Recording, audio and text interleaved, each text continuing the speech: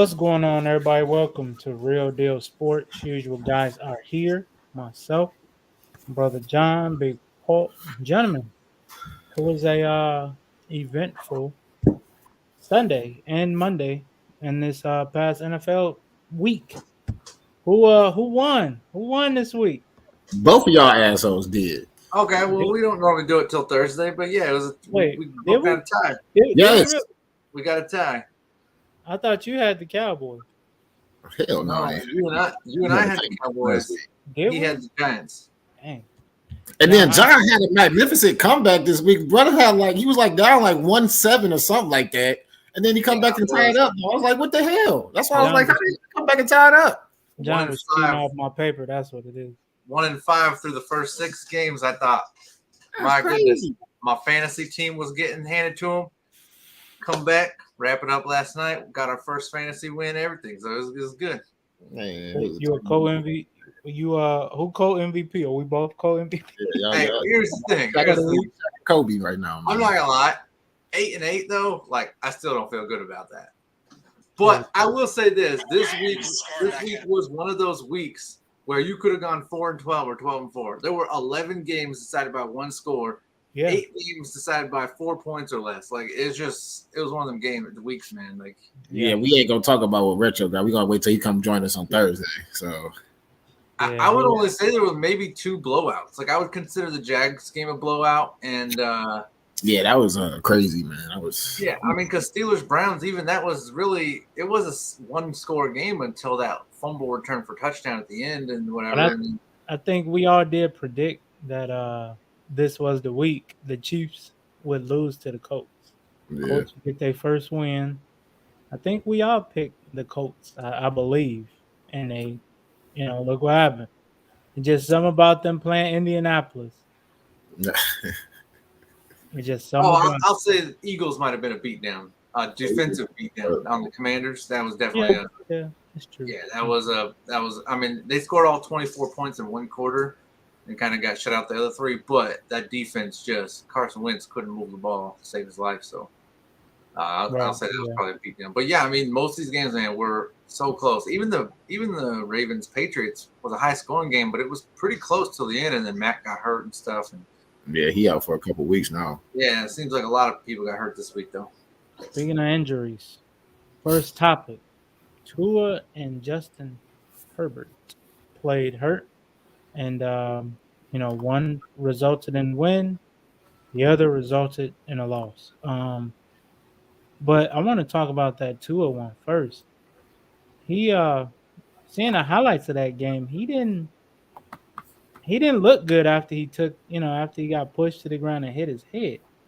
Even getting up, he was wobbly. And at that point, if I'm the ref, I'm like, you might, go take a seat, son, because you falling all over the place. This, you take one more hit or, one more blindside or something, you could be really hurt. But what was you guys' take on it, on the Tua hit and him being able to stay in the game? My thought is, I think the reason they're actually investigating it too is because now Miami's like, he might not be able to play because of back and ankle coming this next, Thursday or whenever he plays, and it's like. Right. What do you mean? That seems suspicious.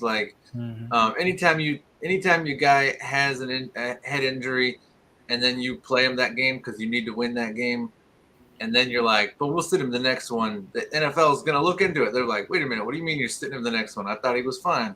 And they're like, right. Well, but then you have to claim something. You can't claim concussion, so you have to be like, he had a bad back and ankle. It's like, all right, and it's not saying he doesn't. But the NFL has to investigate. That's just too suspicious, when something like that happens. So, yeah, the NFL, they have to investigate it. Mike McDaniels comes out and says, nah, he was cleared. He didn't have a concussion. You can hit your head and not have a concussion. But, you can also have a concussion and not know it, too. So, whatever, it's a weird thing. They're still figuring it out. But, yeah, I mean, we'll see what the NFL decides on this. What about you, bro? Yeah, I mean, like I said, I had to agree with part of, what John is saying. I don't see how they can just say just based off the video footage, I should say, I just don't see how you can say like he passed the concussion protocol, which I think was BS. Honestly, in my opinion, I feel like it was just bad judgment on the coaching staff. Honestly, from just I feel like they just like pretty much trying to cover it up, and I'm just trying to figure out why they were trying to cover it up. And if it was a concussion, why are you trying to risk Tua's, this early in the season, I should say, you know what I'm saying? It's only week 3, you feel me? And even his livelihood long term. Right, absolutely. And not just, like you said, just off NFL reasons, but like I said, his livelihood. But I mean, just I don't understand why they would try to even cover that up or whatever, just to, try to win the ball game in week 3. So I mean, I'm just really confused on that part. My personal opinion, I'm upset with the coaching staff just because, what I'm saying, they could have took him out the game. And I think they were winning at that point, maybe, if I'm not mistaken. But regardless, it's it's still early in the season, so it's not like he had a major injury. Knock on wood, it was just a concussion. So he might have possibly been out that game, and then maybe the next game, and then he would have been okay. But now, with them possibly leaving him in, and it could possibly be other things to it, to like I said, with them trying to cover it up, and I'm just gonna probably make them look even worse, and it could possibly be fines if not worse. So yeah, I'm just interested to see what the NFL committee is going to do, about the situation. And even if you watch the replay, when he initially hits his head, you see him grab for his helmet because 9 times out of 10 when you hit your head, you like Jesus. No grabbing the back or nothing. Like right, yeah, right. So I'm like, how can you even say his back was like it don't even make sense? And then he gets up, he's wobbly. Then he tried to jog forward. Then you fall. It's like, and then your teammates had to help you off the field. I'm like, this is the prime example of he's concussed. Something ain't right here. No, that's his back and ankle. That's his back and ankle. What are you talking about? It sounds good. So that boy got brain damage in 5 to 10 years. Knock on wood. Hey, but I think the NFL is right where we all expected it to be, though. The Miami and the Eagles are undefeated. I think that's what we all had coming into this week, right? I'm about to say, if he was a lucky guesser, I guess maybe. But right. That's about it. Hey man, the stats from this game were so lopsided, though. Like, did you look at them and see how did Miami win? Buffalo had the ball for 41 minutes to 19 for them. That's crazy. They ran 90 plays on offense. Miami only ran 39 plays on offense. And they had a safety. And they gave up a safety. And still won. And still won. Yeah. Yeah. It's crazy, man. The stats from this, and then I was reading like Buffalo is 0-6 in games decided by one score or less. So they either beat the brakes off people or lose to them by a hair. Right? That's how Buffalo runs, I guess. But yeah, man, it was just insane. I mean, they were 60% on third down, 70% on fourth down, yet still didn't make a difference. Only came up with 19 points, and 2 of them thanks to a fumble, a safety. I mean, so it was wild. But yeah, now just moving on to Herbert. Now, my fault. I don't mean to cut you off, John. No, but that was it. Just with the Chargers situation, I'm just going back to the same thing with the Tua situation. Is I'm pissed off at the head coach. Like, why the hell is your future franchise quarterback still in the game and y'all down 28, bro? And he's already had a fractured rib, especially from last week. He shouldn't even been playing today. Like, I mean, yesterday. Yeah. I'm sorry. Sunday. I'm sorry. I keep thinking. No. You but yeah, Sunday. So it's just like, bro, why is he even in the game? If anything, he should have been out. I forgot who their backup is, but like I said, just going back on base, what I'm saying. Backup is like Chase Daniels or something. It's still early. Why are these quarterbacks? I mean, why are these head coaches and these coaching staff trying to risk? You know what I'm saying? They're quarterbacks, and you know what I'm saying, top quarterbacks right now. I should say so far in the season, they top quarterbacks, and you're trying to risk them just in week 3. And I'm just really upset with both coaching staffs, man. I just don't understand why they're trying to risk these young guys' lives right like that. And I don't agree with it at all. Yeah, I agree. Austin Eckler came out earlier this week, like on Twitch. I don't know if he was streaming on Twitch, like playing video games, or if he was just chatting. I don't know what he was doing, but he came out and was like giving out information about the team, which I don't know if y'all saw that. So he was on Twitch and he's like, yeah, Justin Herbert, he's banged up, but he's a tough guy. He'll come out and play this week. And then people on their fantasy were like, shoot, all right, so Justin Herbert's playing. Let's go. Let's put him in the lineup. And then he was like, but Keenan Allen, we'll see about Keenan. And so people were like, oh, shoot, all right. If he was that adamant about Josh playing or Justin Herbert playing, then I'm like, dude, if this guy played for Belichick, I mean, we're talking fines. We're talking all kinds. Like, he listed like 3 different players, gave their playing status. I was like, wow, Eckler. But I mean, he said in there, like, he's banged up. Like, Justin Herbert's banged up. And so, like, and then the guys, his teammates came out today and last night and were like, oh, no, he said he was fine to play late in the game. He said he wasn't hurt. He said he blah, blah. But it's like, this has nothing to do with his previous injury. This has to do with future injuries. Like, why are you playing him in a game 3 minutes to go, down 28, when, like, we're not talking about the current injury he has. Like, that's already bad enough, but he could still get a random injury as well. Like, there's no point in having him in this game. And that's true. Yeah, and I'm reading right here, and it says Brandon, he said that he wanted to be Justin wanted to be out there for his teammates. And it said he felt good, he wanted to finish the game, and he wanted to give our guys some energy.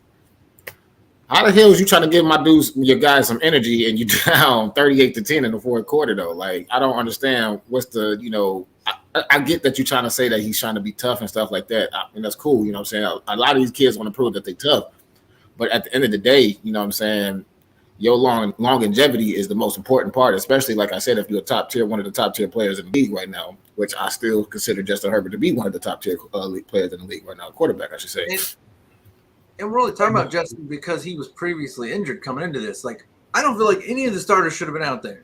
Right. I'm not talking about Justin. I don't think your starter center should be out. I think you should have a backup center rolling in at that time. Like, I don't get it. I completely agree with with the game already being decided like that. I mean, at that point, just, shit, you just got to pull everybody. Like John said, it's just the game is out of hand. And it's like I said, it's only week 3. Y'all, this is our first loss of the season. So I don't know. I just don't get some of these coaches, what they be thinking in the moment or something. I just don't get it, man. I'm not sure. Like, if they think long term, I think they just thinking like, oh, we got to win right now. But yeah, I just get it. So from the league to the association, Zion and James Harden are looking very much in shape for this upcoming NFL season, NBA season. So, with that being said, guys, who do you think will have a bigger impact when healthy and fit for their team this upcoming season between the two? I ain't gonna lie, man. I think Zion is gonna probably be it. As long as he stay healthy, which I think he can be, because just the way how he looking when they showed up the media day yesterday, he don't look as top heavy, you know what I'm saying, as before he got injured with that knee. So yeah. I feel like he looks more NBA ready right now, you know what I'm saying, and he's like where towards he could keep up with the fast pace and however the Pelicans want to run their offense this year. But I definitely feel like Zion could possibly no, it ain't no comeback player of the year in the NBA, but I feel like he could have a big season, you know what I'm saying, coming back off of this injury, honestly. So I have to say Zion. Okay. All right. What about you, John? I'm going to agree, Zion. I think Pelicans are becoming something. I think, now, again, they were something special. Now you're bringing Zion in. Brandon Ingram's going to have to take a little bit of a backseat to that. I don't think so. I still think he's still be the star though. So no, that's a good point. Like we could see in games his shots decrease, but I think we're going to still see games where Brandon Ingram is taking 30 shots a game, like 25 at least. So I think and a good core actually could increase shots around, because you get the ball more, you get more opportunities, second chances with Zion rebounding abilities. So I agree, it could stay the same, but there are going to be games where, Brandon's maybe going to have to take less shots. CJ will have to take less shots this game. But, I mean, at the end of the day, man, this team's going to have more fun. They're going to just be better with Zion there. I'm going to go Zion. I think he's young. He's still cocky. He's got, he's got all of it. But James Harden, on the other hand, yes, he came in with a major health change. he said that last year he was unable to do the proper workouts because of injuries. He couldn't actually do the proper working out that he needed to do. I'm giving that. I don't. It's not that big a deal to me. But we've seen James Harden. We know what he is. We know what he's capable of. So it's more than just a weight change. I'm gonna need to see like something else from him to convince me that it's gonna be any different than all the other years. But I mean, he's still a special player. I think, I'm not saying it's them, but I'm saying this is kind of we can get like a Kobe, Shaq thing going here with him and Embiid. I mean, they can do something special. So I am interested to see what they can do. But yeah, I'm gonna lean Zion. Yeah, and I agree. But it would be interesting to see an MVP kind of season from James Harden with a dominant Embiid. See, because that's probably, can you name a better 1-2 punch in the league? Better than that, bigs with a big and a, what is he, a two guard? Yeah, it could be a 2 or 1. Outside of maybe Murray and Joker in Denver, or as far as a big and a small. But it would be interesting to see what a healthy, especially if he can give Philly 65 games, maybe, it could help. It could help a lot because you still don't know what you're getting in Brooklyn. With, I know Ben Simmons is playing, but injuries, him and that back, one wrong turn or one fall or anything, back could be hurt again. That's the tricky thing about the back. Like, it may feel nice today, but you take an elbow or something on a pick and roll, and then it's like, uh-oh, that back hurting again. So hey, that was something I wanted to talk to you about today, and I totally forgot. But Shaq's response to Ben Simmons' response to Shaq, and then Shaq's response back. We definitely got to talk about that next show. But okay. I feel like that was a big one. Yeah. I ain't even hear what's happening. Matter of fact, since we on it, tell us. I was about to say what's going on. I ain't sure. Just tell us now. This is breaking news to me. Right. So it finally happened. Ben Simmons goes on JJ Redick's podcast. Yeah. JJ's guy, his how like it was good, by the way. It was, how like Joe Rogan has like a guy in the background where he tosses to every now and then. You hear him talk, but you don't really see him. Yeah. Whatever. I guess JJ has, that guy, whatever. Anyway, you see him, but he says, "What are your thoughts about what Shaq and Chuck are saying about you?" And Ben responds, and says, well, they don't really know what's going on. They don't, blah, blah, blah. And, when you, in your head, you think you're capable of things, but then you go on TV and they're saying this stuff about you and, whatever. And he said they have an opportunity to protect us as players and they don't. And I thought, oh, shoot. Like, I already know where Shaq's going with this one. So now Shaq on the big podcast comes back and they ask Shaq, what are your thoughts about what he said? And he goes, hey, Ben, the only reason we don't know nothing about what's going on is because it's been 2 years and you ain't said a thing. And I'm like, oh, shoot. And then he says, also, it's not our job to protect you, man. It's our job to analyze, and we can only analyze what we see and what we hear, and we didn't hear nothing from you. And, he said, we reached out to you. You ain't say nothing. So I want to hear y'all's thoughts on that because I'm leaning toward Shaq, obviously. I think it's lucky Chuck wasn't on that show because Chuck really would have lit into him. Yeah, I mean, honestly, I have to agree. Honestly, I have to agree with Shaq. I mean, let's be real. Ben has kind of been, very secretive about everything that's been going on with his mental health and, his back problems and stuff. Like, he'll give us, little snippets here and there, I guess. He gave it like once or twice maybe, but other than that, he never really let us know exactly what was all going on, upstairs, up here, you feel me? So, I mean, I definitely agree with Shaq. I mean, like we only can analyze what we see. You feel me? So if if I'm seeing, you doing some BS, I'm gonna analyze that you're doing some BS for real. You know what I'm saying? So, and I'm not saying that Ben Simmons is doing some BS. You know what I'm saying? That was just an example. But yeah, like I said, I agree with Shaq, and like you only can give us what you see. So I'm on Shaq's side. Yeah. Yeah, I think a lot of times with these athletes, And you've even heard it, people come at Shannon for his take on things. Oh, you was a former player, we supposed to stick together. It's like, bruh, he has a job. All This is right. his job to analyze and say, all right, he didn't do this right, he did this right. If I was, he should have done this. That's their job. That's what they get paid to do. And I think a lot of times with current athletes, they're upset because you're critiquing them, especially if you ain't never been critiqued in your life. You And, know, because I'm sure a lot of them guys have always heard you're the best ever. You don't do nothing wrong. Keep doing you. You're gonna shine. And then when somebody finally says, "Look, you ain't the guy.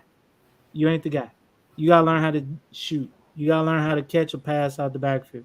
You gotta learn how to be multifaceted. You can't, doing it one way. You're not gonna be successful like that." And a lot of those guys, take it to heart, and they just be upset about it. But it's and constructive criticism. And that's another thing. I just feel like a lot of these current players, you know what I'm saying? I feel like, can't really take destructive criticism. Like, I mean, I feel like they do feel like a lot of these analysts are coming for them, but at the end of the day, it's your choice to either ignore it or listen to them. You feel me? I mean, and it's just like, bro, yeah, that like Nico just said, it's their job to talk. But at the end of the day, like I just said, you can ignore it or not listen to it. And my thing is, I don't even get why are they so sensitive about stuff like this now. It's like it's I feel like it's part of the game though. Like, it might have not been as part of the game back then because the media wasn't as big back in the day, like in early 2000s and I said 1900s, 1990 and 1980s. But it's just that's the way it is now with social media being so big now. You know what I'm saying? Everybody can just critique you just within seconds because Twitter or whatever. It's just that's just part of the. I just feel like it's part of the game, and it's just like I said, some of these current players are just too sensitive to stuff like that, and I just don't get why they are. And it's just like, bro, people gonna talk regardless. It's up to you to just either go out there and play your game and shut them up, or continue to struggle and let them continue talking about you. So I don't know. I just don't get it, man. But that's all I got to say on that shit. 100%. Yeah, I mean, so these guys, like you said, they're told they're special their whole life, and they are special. I mean, they have special gifts, talents, like abilities. But with Zion through high school, you always see his highlights. You don't ever see the misses and stuff like that. You only see the highlight reels. Through college, unless you're watching them, like you don't really, you just see the highlights. Now you get to the NBA. I'm spending money on your tickets. I'm spending money on your jerseys, all this stuff, and you ain't doing what we're paying you to do. Now we see everything, right? And so you're going to get some criticism, but that also comes with about $100 million. So, this is to Chuck. It's like I said, it's a good thing Chuck wasn't there because to his point, he always says these guys are coddled nowadays. And to the point where I think they're told they're supposed to be, oh man, you're supposed to be, you're special. They shouldn't be treating you like that. But it's like, you don't play back-to-backs anymore. When you go on the road, you get more time after games. Like just all these different things they added to it. Like, man, the rest of us, if I go work a 12-hour shift, I don't get to be like, all right, I'll come in 2 days from now, work another 12. No, hey, you're gonna be back for 12 hours tomorrow. Like that's how it works. Like there's not many jobs where you just get to like, hey man, I need more time here, more time there, more time there, and then still go out and not do the best at your job. To not take a layup against the Hawks, against Trae Young. Like, you know what I mean? Like you're 6'10", man. Like what the heck? Like that was the criticism, right? And so it's just, he said, Shaq doesn't understand mental health and all that. And I'm like, whatever. I get it. People grew up in different eras. That's fine. But like at some point, man, like you're getting paid to do a job and you're not doing it, it's just, but also to like Draymond Green, I don't think he cares about this whole new media thing he's trying to spread where we don't criticize each other. We just chat like buds. I think he's preparing for life after, and he wants all those NBA players to be his buddy. I think that's what it is. He wants everyone to be his buddy after thing. Because I don't know, Draymond seems like a cool, fun guy, but at the same time, like he's, people aren't it's not like LeBron or KD or Kyrie or people are like, hey man, I want to go at LeBron's party. You know what I mean? Like no one's saying I want to be at Draymond's party. So he's trying to add his buddy list, like make it bigger. Because Draymond has been super critical of players throughout his whole career, and now he wants to not criticize players. And this whole concept of like, just to say something like he has a platform to protect us and he doesn't. I'm like, what are you talking about? That is not his platform. How special and privileged do you think you are that like you think Shaq is supposed to come on and protect you? I don't know. Yeah, I mean, just going back to your little Draymond Green point, though. I mean, I feel like Draymond, he is trying to set himself up for off, when he's done playing basketball. But I mean, I ain't gonna lie, like as much as I criticized Draymond Green before, back in a few years ago, him and his recent moves with LeBron, I should say, him trying to make his business accusations and stuff like that, I should say, off the court.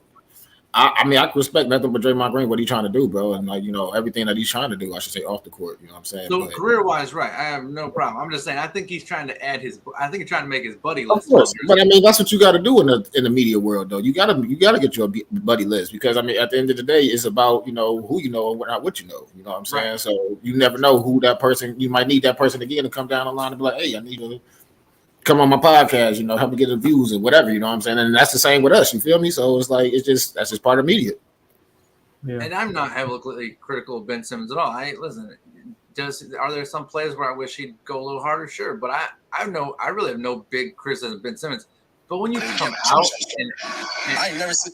My bad. When you come out and ask for special privilege, that's when I have a problem, and that's what threw me off. Yeah, and I agree. And you can't ask for a special privilege, especially since you've been out the league for 2 years. You feel me? So it's like $100 million, man. Like what? You gotta. He got to show us. He got to show us something this year. That's all I can say. You know what I'm saying? Yeah. Stop all the talking and just let your game talk for real. Because I mean, at this point, that's all you can do. Because the more that you talk, the more ammunition that you give the media people like Shaq and all the others, I should say. So.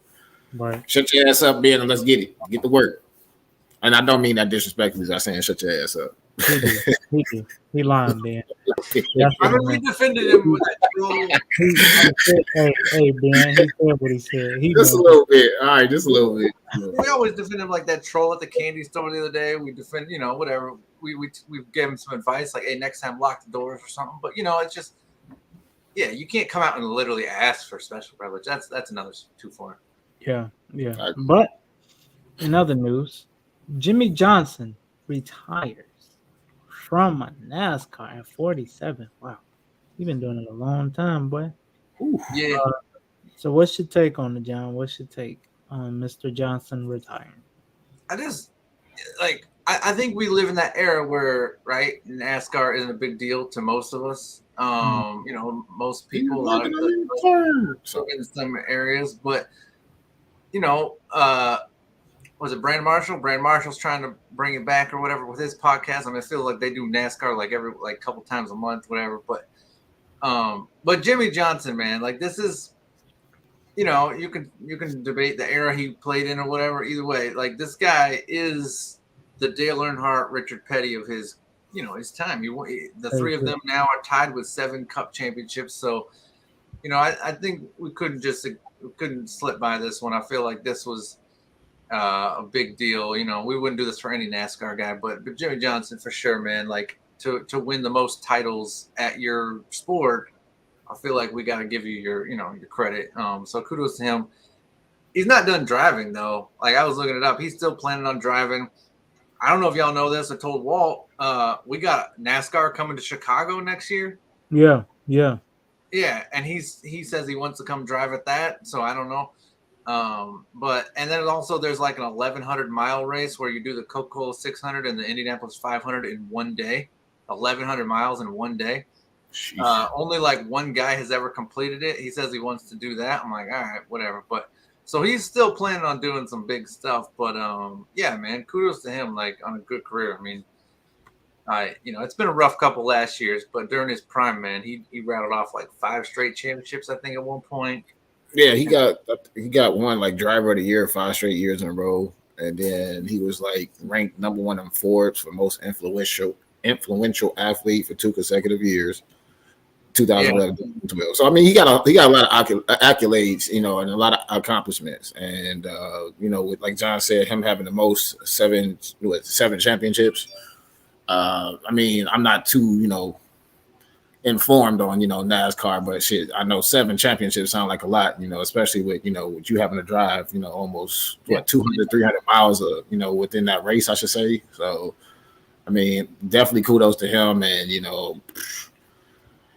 sounded like he got a bucket list of what he things that he's trying to do afterwards, his retirement, which is cool, So 100%. I just say he maybe need to analyze the game and just relax, man. You didn't did it all. You've been in the game for what 20 plus years? He was doing 240 miles the other day at like 47 years old. I'm like, dude's still going. Some people just don't want to give it up, but I mean, I get it. As an athlete, and stuff like that. You just can't give up something that you love that quickly, and what I'm saying. So I definitely get it. I know it's gonna probably take time for him to give up his love for actual driving NASCAR. So. But again, like I said, shout out to number 48. He did his thing. So, 100%. Enjoy retirement, Mr. Johnson. I'm sure you made more than enough. You should be, you should be straight, boy.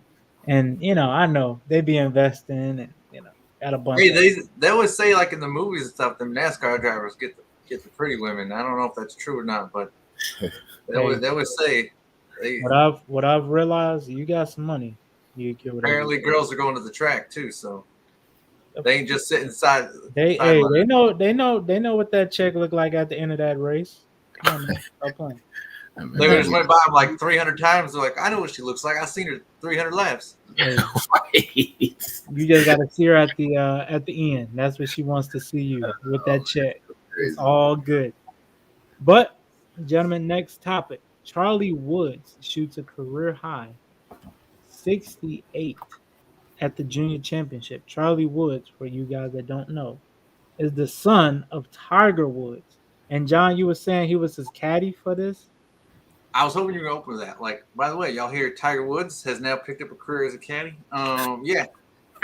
Look, imagine Tiger Woods. Next time you bring it in, go ahead. You be my guest. No, imagine Tiger Woods is your caddy, man. That's pretty cool. I mean, obviously, if he's your dad, it doesn't really, it doesn't resonate the same. But I'm sure he knows like his dad is something special. But that's interesting though that you said that, because I want to do like kids of like Michael Jordan kids, Deion Sanders. Like, do you know how nice like your parent really was though? Like, he was one of one. Ain't been one like him, and probably will never be one like him again. Like, your father was different. You all right, but he was. Actors talk about this all the time. Where like, my kid isn't old enough to watch my movies, and by the time they are, like, my movies have been out so long they don't want to go back and watch them. Like, they don't want to watch a movie that's 15 years old, and so it's a bummer because you don't really, you grow up spoiled and you don't really understand why. But it's Right. You just look at him like, dad was decent. No, your dad is like a great. You know the difference. But like you say, when you grow up with him, it's probably like, he all right. He decent. He ain't much to me, but he all right. Like LeBron kids, they probably don't realize how like. No, they do. Like, they do. You think it, but you don't know. Like, your dad was like the guy at like 16. I'll say they probably don't know what he went through to get there, but that's true. And you got to think they were selling out. Like, when they selling out, like colleges for high school games. Yes, they were selling out like the old state stadiums and all that. Like what high school doing that ever? Hey, someone liked your comment, Nico. They said, I know what she looks like. I've seen her 300 times. Yeah, 100%. 100%. Yeah, I already know. Just vibing off what y'all saying, though, this definitely got to be a great thing for Charlie Woods. You know what I'm saying? Especially like, I want, kind of going off of what Nico was saying. I know that he's saying like, you got to kind of be like father, like son. But I mean, I feel like that's kind of a tough task for, any sons to have, what I'm saying, even if it's for Tiger Woods or Michael Jordan or even LeBron, you know what I'm saying? So honestly, out of all the kids though, out of the ones we just mentioned, I really feel like it's more pressure for LeBron's kids though, just because of based on how much hate LeBron gets. You feel me? So it's just like I feel, and we can talk about that another day. But yeah, well, yeah, there's pressure on kids that choose the same path, right? So like Jordan's kids didn't choose basketball. Brett Favre's kid, I don't know if he chose football or whatever. I think he played in college maybe. Who kids you said? Brett Favre, whatever. That guy from it was about to go visit Michael Vick's old house, the jailhouse. Okay, we're not gonna get into that. No, we need to, but yeah, that's a topic for another day. Yeah, that's tomorrow. But like like some guys just don't choose that, right? So if Tiger Woods' kid doesn't choose golf, we don't really know about it, right? But now that he chooses golf, now there's a little pressure. Like, all right, you're Tiger Woods' kid. What are you gonna do? And the thing is, we forget that. Listen, yes, they do have the greatest mentor of all time, possibly, but do they have the talent? I mean, that's you are born with a talent as well. So we'll see. But I think this kid could be something special. I mean, shooting a 68 at this age already. I know there's other kids doing it too, but still, man, it's pretty impressive. And another thing about that, I think you might realize how good your parent was when people start comparing you to them. Or your father would have knocked that pass down. Or your father would have stole that ball. Your father, he would have blocked that shot. You got to be able to make that noise. He would have caught that pass in the end zone. Like Shannon Sharpe. You got to. He say his son didn't play football because he didn't always want to hear that. Your uncle would have caught that. Your father would have scored. And it makes sense. It's a different mental though, because that's a lot of pressure. You feel me? So that's why I'm like, sometimes you, like John said, they might not even choose the path because of that reason. But I mean, at the same time, it's just like, hey, it's either you got the mental for it or you don't, because you gonna hear it regardless. So, right. Oh man, LeBron would have blocked that shot. Like, bruh, this is college. Stop. He didn't even go to college. Well, no, this is high school basketball right now. Like, relax. Hey, man, Tiger Woods, maybe he has a career in caddying after he retires. No kidding. But that's pretty cool, man. It was a pretty cool father-son moment to see between the two of them. So kudos to them, man. That was a good game. Yeah, shout out to all the fathers and sons in the sports, and the fathers being in their sons' life, trying to help them get to that next level. Right. Dad being a goat, trying to raise a goat. Yeah, and at a certain age, you need to know if your kid's got it or not. And just be like, hey, you know what? How about you just go into business? Yeah. I mean, that's another good point too, though, because I mean, your kid might not got it, but I feel like Ronnie and all them, they got it though. You got to think, when you one of one, the dude that didn't have it on your team, so you did. Yeah, if your son step out the back of the end zone like Jimmy G did, and then go kick a punt like Morstead right into the butt of his own center. In his defense, though, he didn't have much room. He did not have that much room, though. If your kid does both those in one game, maybe you tell your kid, listen, you just, maybe you own a Starbucks or something like that. We'll see. I'm defending the punter. He didn't have that much room in the end zone. You can't really compare that to Mark Sanchez. The only funny part about it is both of them happened in 1 week. I mean, what are the odds, man? Like two iconic NFL moments, and they got duplicated both in the same week. That's crazy. Hey, man. We hit them all, man. We hit NBA, we hit football, we hit golf, we hit NASCAR. I mean, what? All around show today, baby. We do on this show. Let's go. What you got, Will? It's all around show today, and he said we hit all the topics, and that's what we trying to bring y'all here on Real Deal Sports. But we appreciate y'all joining us on this beautiful, I want to say beautiful early morning, because it's a little rainy over here. I don't know how I look over there in Chicago, but I know it's been raining. You can see it coming off John's face. Oh, I was about to say, because it's been raining for like the last 3 days over here. But yeah, like I said, we appreciate y'all joining us this morning. Like I said, make sure y'all share, subscribe, like, all that. We appreciate Buddy who liked Nico's comment. I think his name was Bruce, I think. Yeah. Bruce. So like I said, if y'all want to be like Bruce and comment on the live TV, I said live TV show, live YouTube show, go ahead. If not, then y'all can wait whenever. But we appreciate y'all joining us today. It's your boy Big Watt, my boy Nico Suave, looking suave than a mofo. Hey, my boy. I'll say this: they're a Panthers fan, so kudos to your Panthers winning this week. Who got Panthers fans? Buju Brown or the guy. Oh yeah, y'all got y'all first dub. I'm at a fight with y'all. Love-hate relationship with Carolina right now because of Baker. You Baker and Justin Fields are all of our favorite quarterbacks. They're great. They're tearing up the league right now. What are y'all talking about? See, there you go with that bull. Stop. Go ahead, well, not I'm about to say I didn't even get to finish off the closure, but yeah, my boy John, hardest working man in showbiz. Appreciate y'all doing the Real Deal Sports this morning, and go Browns. Let's go. All right. Them Bears.